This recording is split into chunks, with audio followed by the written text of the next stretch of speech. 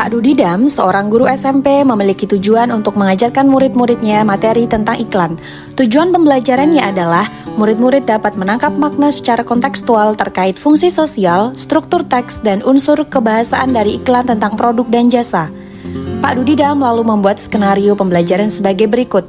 Yang pertama, diskusi seluruh kelas di awal pembelajaran.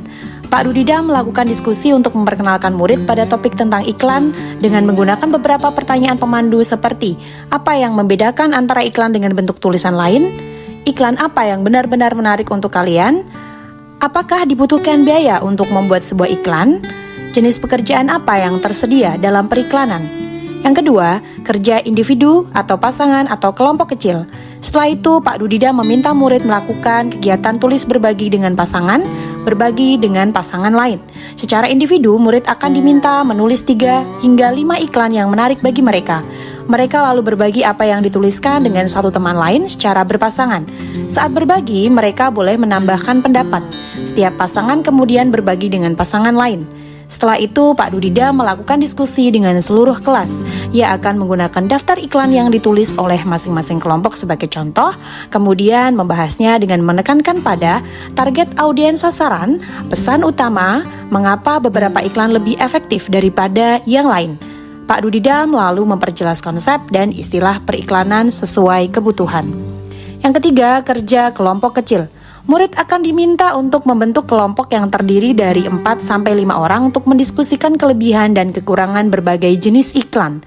Setiap kelompok akan diberikan selembar kertas dan bekerja di meja mereka.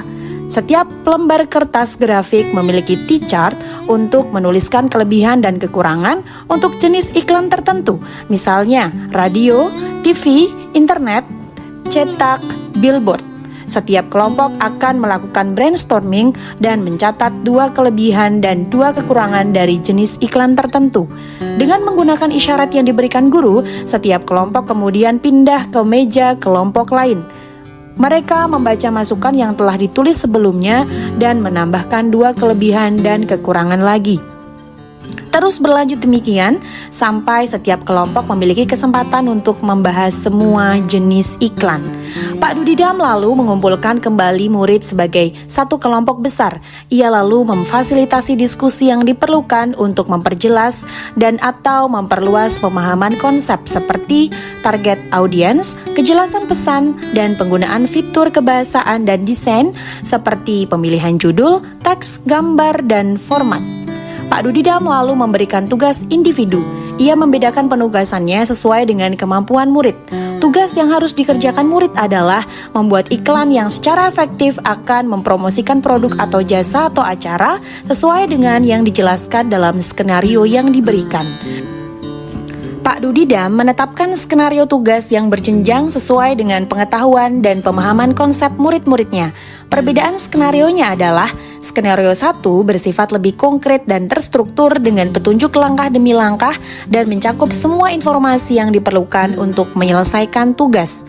Skenario 2 kurang terstruktur dan lebih terbuka dibandingkan skenario 1.